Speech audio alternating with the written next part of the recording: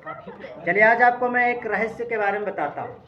आप लोग महाभारत में या रामायण में आप लोग देखेंगे कि बाण इस प्रकार से चलाता था। देखिए किस प्रकार से, इस प्रकार से। देखिए बाण जो धनुष और बाण पकड़ने का जो तरीका जो था ना, इस प्रकार से तरीका था, इस प्रकार से तरीका था, ठीक है।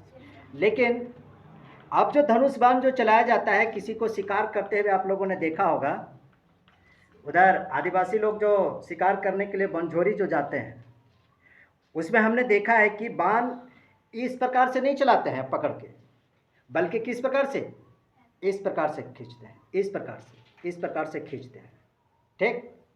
अगर इसका रहस्य क्या है, इसी रहस्य के बारे में आपको बताऊंगा। इसका रहस्य जो है ना, हमारे देश के महाभारत में छिपा हुआ है। एकलव्य जो था, एकलव्य वो बहुत काला था, काला रंग का था एकदम एकलव्य, बहुत बड़ा धनुर्धारी था ये। तो एकलव्य के काला रंग को देख करके एक कुत्ता उसको देख करके भौंकने लगा। अब एकलव्य ने अपने तरकस से एक एक करके 7 बाण को निकाला और कुत्ता के मुंह में दे डाला। कुत्ता का मुंह बंद हो गया, कुत्ता भौंकना बंद कर दिया।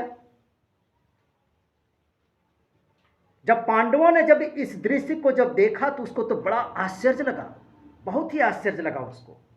क्या आश्चर्य लगा जानते हो? जब 7 बाण कुत्ते के मुंह में जब डाल दिया गया एकलव्य के द्वारा, लेकिन कुत्ता के मुंह में तनिक भी खरोंच तक नहीं आई, तनिक भी खरोंच नहीं आई। बड़ा आश्चर्य वाली बात थी। पांडवों को लगने लगा कि रे ये तो पूरी दुनिया का, पूरी पृथ्वी का सबसे श्रेष्ठ धनुर्धारी है। तब एकलव्य ने बताया पांडवों को कि हम गुरु द्रोणाचार्य के शिष्य हैं, गुरु द्रोणाचार्य के शिष्य हैं। जब इस बात को जब अर्जुन ने जब सुना, तब अर्जुन को बड़ा टेंशन हो गया, बहुत ही टेंशन हो गया। क्या टेंशन हो गया? कि गुरु द्रोणाचार्य ने तो हमें आशीर्वाद दिया था कि इस संपूर्ण पृथ्वी का, पूरे ब्रह्मांड का सबसे श्रेष्ठ धनुर्धारी तुम हो। अर्जुन को वरदान दिया था, आशीर्वाद दिया था। किसने? गुरु द्रोणाचार्य। लेकिन एकलव्य तो हमसे भी श्रेष्ठ निकला। बताइए गुरुजी, इसके पीछे राज क्या है? तब अर्जुन को पूरी पृथ्वी का सर्वश्रेष्ठ धनुर्धारी सिद्ध करने के लिए, साबित करने के लिए, बनाने के लिए गुरु द्रोणाचार्य ने एकलव्य को गुरु दक्षिणा के रूप में अंगूठा काट करके मांग लिया। ये कहलाता है गुरु दक्षिणा, अंगूठा काट के मांग लिया। एकलव्य ने सहर्ष स्वीकार कर लिया इस गुरु दक्षिणा को और काट करके गुरु द्रोणाचार्य के चरणों में समर्पित कर दिया।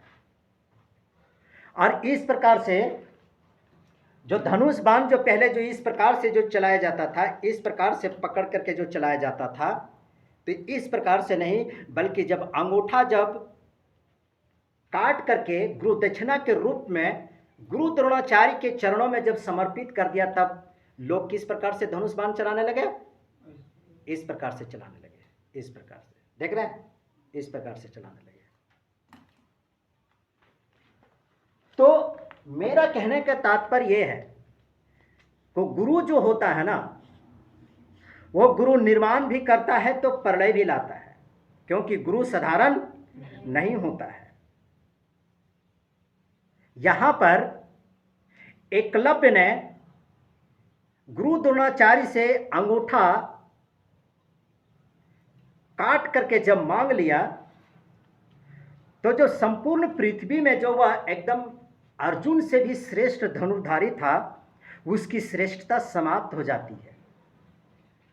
और अर्जुन को पूरे विश्व का, पूरी पृथ्वी का सर्वश्रेष्ठ धनुर्धारी साबित करने के लिए गुरु द्रोणाचार्य ने गुरु दक्षिणा की मांग किया था। इसलिए गुरु जो होता है ना, वह निर्माण भी करता है तो प्रलय भी लाता है। इस बात को सहज स्वीकार करना पड़ेगा।